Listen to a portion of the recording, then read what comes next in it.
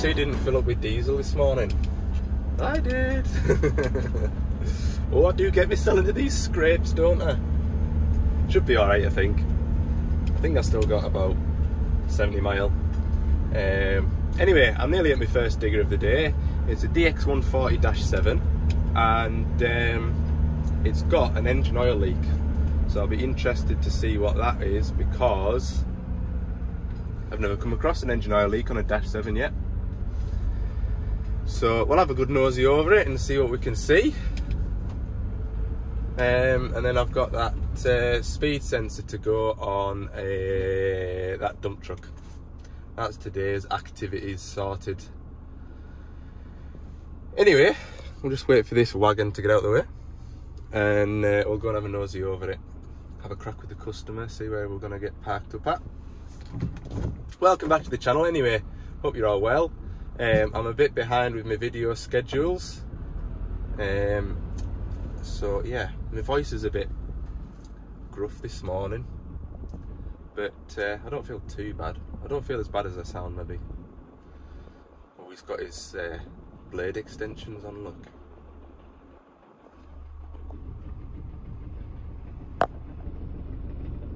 Cool. This is that one with all that extra pipe work that we've done. Blade Runner. Right, let's go and have a look. I'll have a crack with the customer first. Ah, here's the rain, just in time. I didn't think I'd escape the weather today, but he says, I'll just tuck it into them trees for you. It's raining. That's a good idea. Thank you very much. It'll be out the way as well. He's got another digger up the road there that he's going to use while these wagons lead stone. So that keeps everybody moving. Grand. I'm just going to take the belly plate off. I thought I'll take the belly plate off and then I thought you can have a look with me at the sort of extent of this oil leak, because he made it out to be not very much. And he actually said, he phoned us yesterday afternoon, late afternoon, and told us about it. He says, just when you're passing, there's no hurry. But yeah, there's more under here than I expected. It maybe looks worse than it is. But I'm pleased I've came this morning, because yeah, it's definitely worse than I expected it to be. I'll grab a couple of rags. I'm intrigued to know what it is, because it'll be the first time I've had an engine oil leak on one of these diggers, and I'm sure on this side of the engine, it's between the engine and the valve chest, so it's that side from what he said. You've got the you've got the remote oil pipes, so the oil pipes that go to the engine oil filter, they're mounted to the block on this side, and there's also the dipstick as well. So yeah, hellfire's a fair mess. Okay, it is pretty bad, look. Can't decide where it's coming from. That fitting there where that engine oil pipe goes onto's got quite a lot of oil on it. And what you've got to remember as well is that fan will be blowing oil everywhere as well, so it does make it a bit tricky. You've got the engine oil cooler there as well, which is where that pipe comes from. Hell, maybe I have to stick you up there and see if you can tell us what's leaking. None the wiser. I think I might take that plate off there and have a look at it from that direction. I think. What a mess. Right. I think if you look up there, oh God, I can't even. There's a bit of gasket. Oh, focus. Oh, I can't show you, hang on.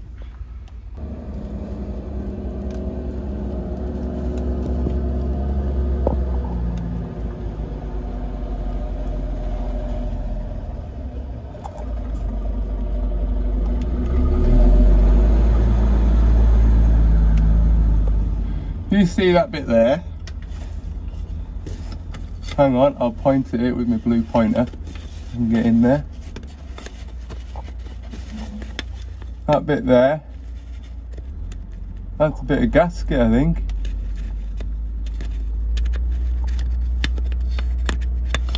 So I think that's the problem. Gasket that holds the oil filter housing on, I think. Yeah, no wonder he thought it was maybe nothing to worry about too much, because it doesn't look too bad from up here. I'm going to take this plate off and this plate off and have a look in from that side. But like I say, I don't know how well it showed up in the video, but there's a bit of gasket poking out, I think, where that would be your filter housing. So if this engine was mounted on a generator or something like that, obviously the filter would just be straight onto the block. But because it's on a digger and they make life easy for us mechanics, digger mechanics, they remote mount the filter so it's handy to get on. So I think it's where the gasket goes onto the block that's blown out.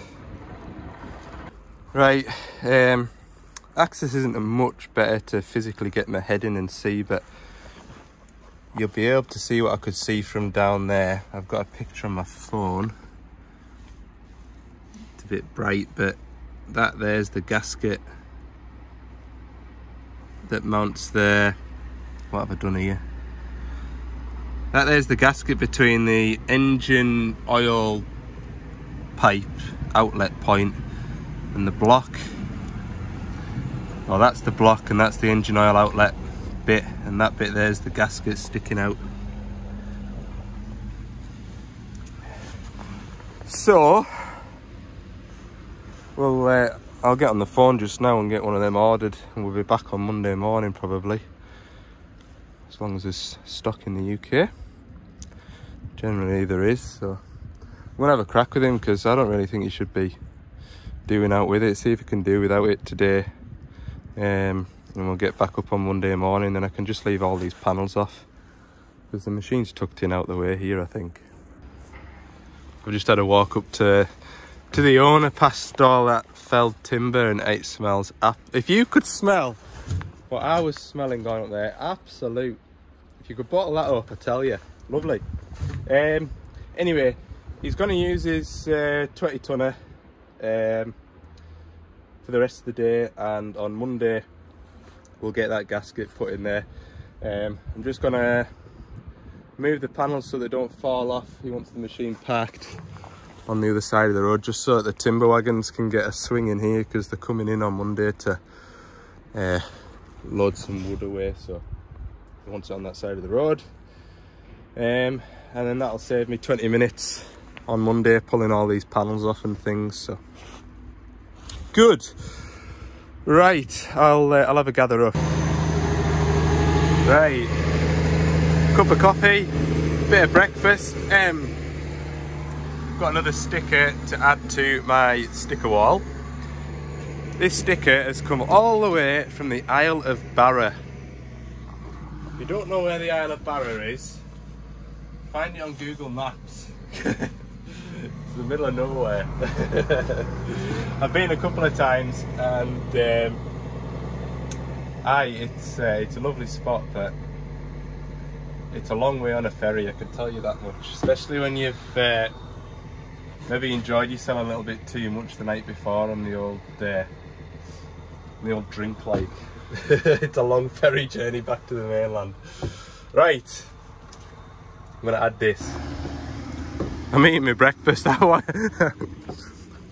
Wagon driver's just thrown a chocolate biscuit at us. Sound job. I'll go with my coffee. Okay, we will see you on Monday.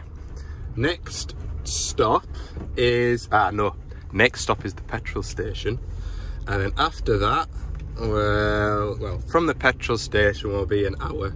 It's an hour and 27 minutes to the next job, that DA40, 59 miles. I bet you I could get there on this tank of diesel, but it's just when I get there I'll have no diesel left. Let's have a look. Reserve fuel, engine oil levels okay. Hey up. Is he gonna back up? I wasn't looking, sorry fella. Yeah, he's backing up for us grand. Let's see.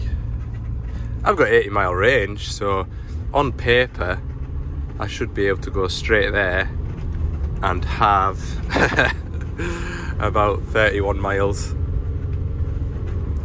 21 miles, which to be fair would get us to a petrol station.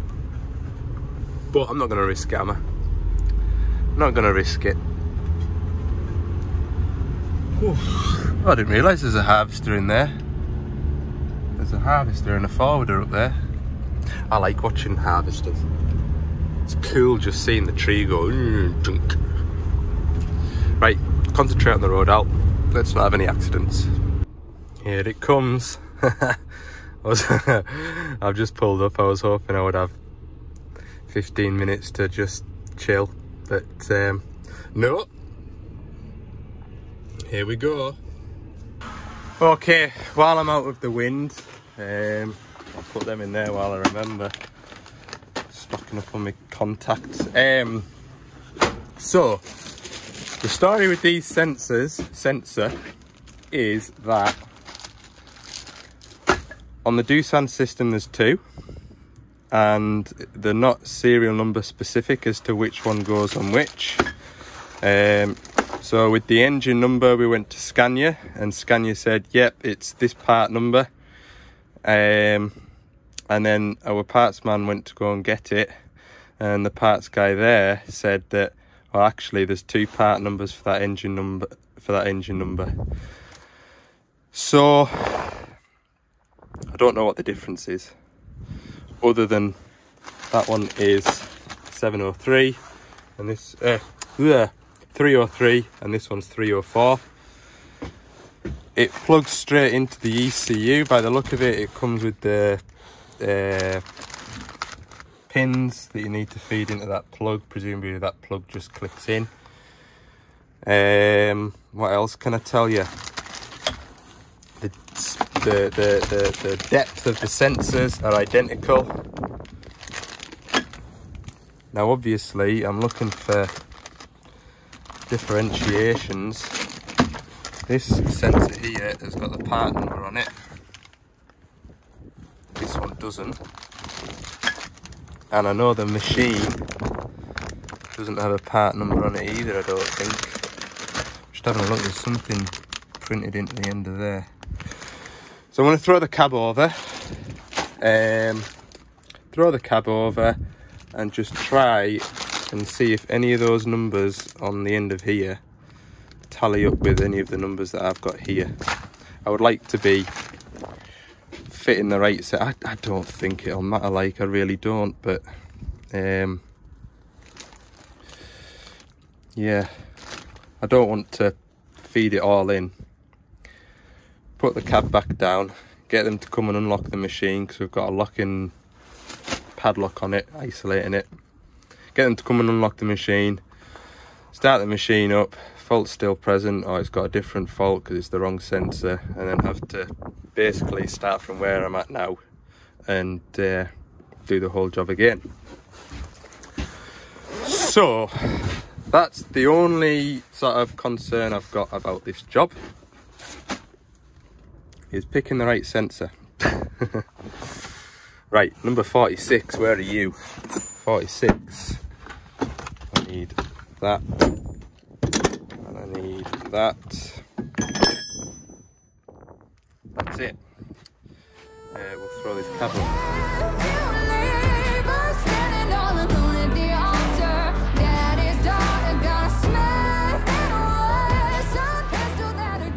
So it's not got any less windy since I was last here.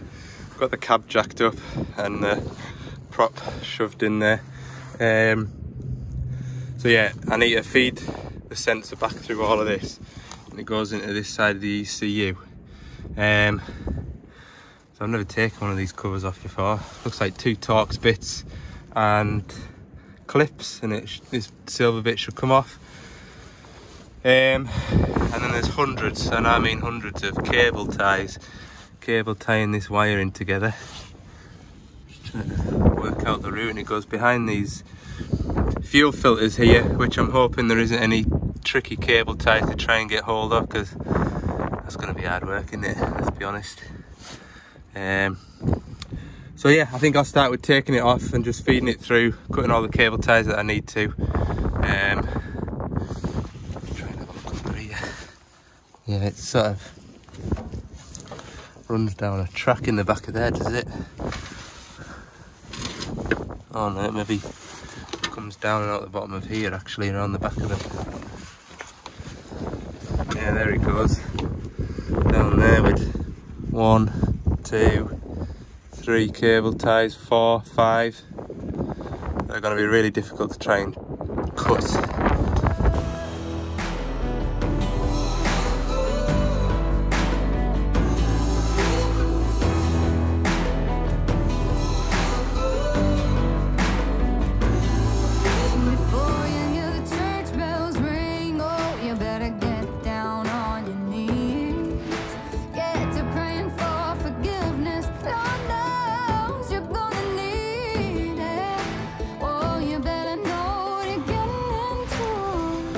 So I have traced it around the back of these pepper pot filters here and into this plug, and it's these wires here, these two. So remember, the white wire goes into number 4 and the brown wire goes into number 5.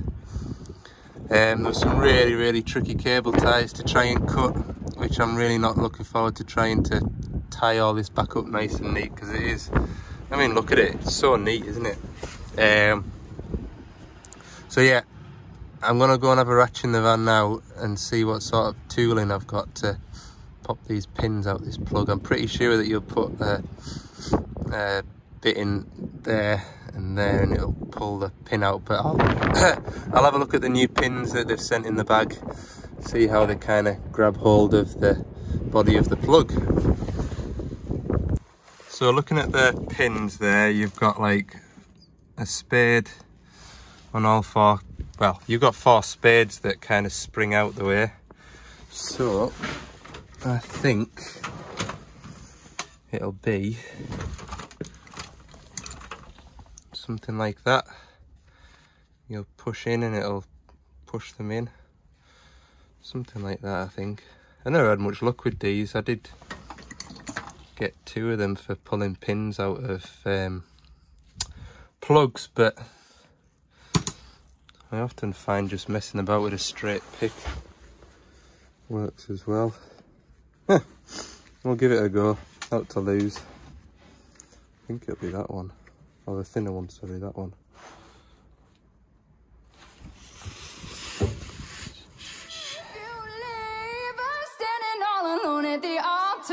Daddy's daughter's got a set their ways, a pistol that her daddy bought her hidden. I don't know why they can't just have a sensor with a plug on it.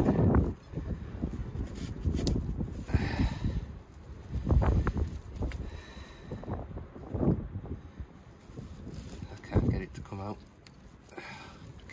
God. I was thinking on the way here, just cutting this wire and putting a Deutsch plug on it.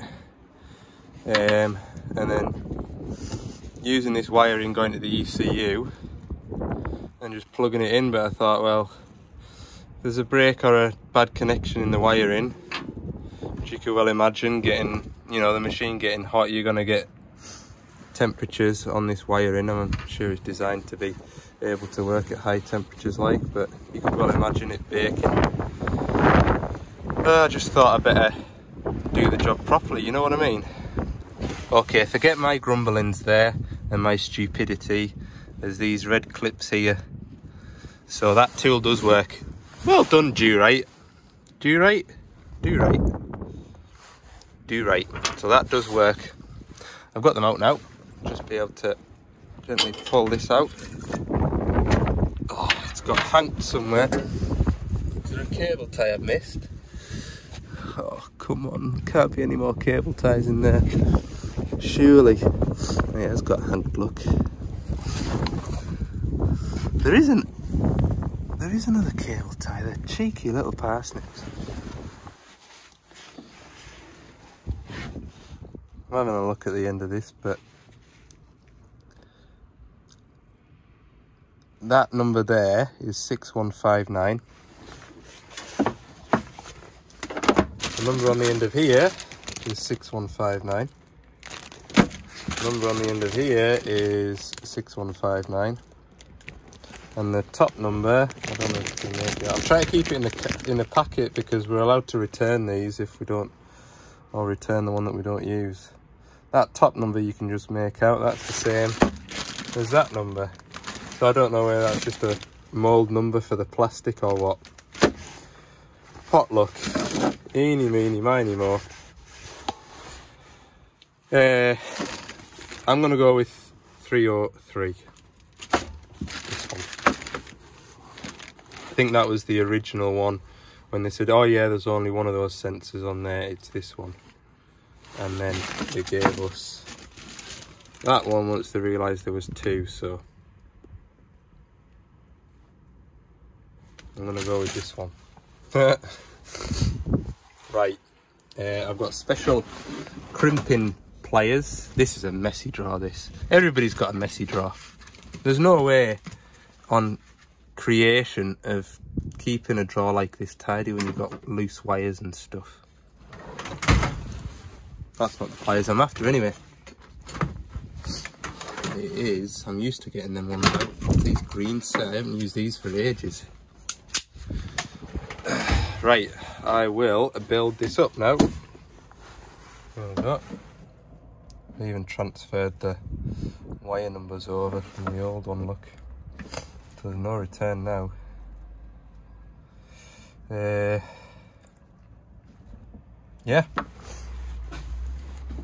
Go and put it on and see what happens, shall we? Oh, tell you what, made every effort to make sure all the cable ties are back on.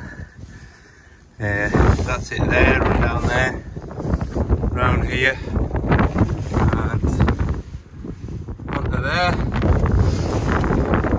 God, I am freezing now.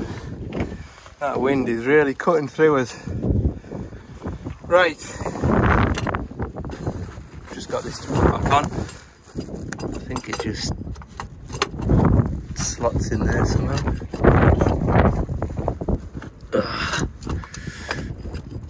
Somehow, like that.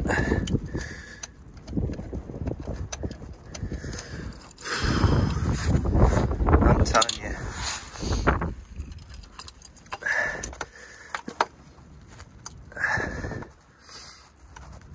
I suppose in one respect it's good because you're replacing the wiring from the ECU to the suspected bad sensor, so you're ruling that out at the same time as replacing the sensor. But God, for the case of unplugging a sensor, putting a new one in, I could have had that done in 10 minutes. Those cable ties took ages. Got all my tails over there. Give that a nip up. I'm shaking. I'm that cold. Not a very kind of active job this. You're just kind of lying on the deck of this foot plate here, reaching your arm up and in, and aye, that's another thing as well. I haven't restocked my gloves since Wednesday. Dear. Anyway, I'd have pulled them off by now. Oh, right, let's get my man to unlock this and fingers crossed all error codes have gone. Hey! Those error codes have gone. What's that beeping noise? Oh, engine man. So, when that beeping noise is an engine management light on it still, but the speed sensor error has disappeared, which is good. That engine management light is because we switched the machine off and immediately my man turned the isolator off rather than letting the AdBlue do its wind down. So that is EMS incorrect, engine shutdown. Hopefully, if I turn the ignition on now, it should be all gone. I am happy about that because that was I don't know how well you heard me because it's windy out there. I'm frozen to the bone. But yeah, that was harder than it needed to be, I think. But anyway, the job's done. I just need to put these pins back in the cab.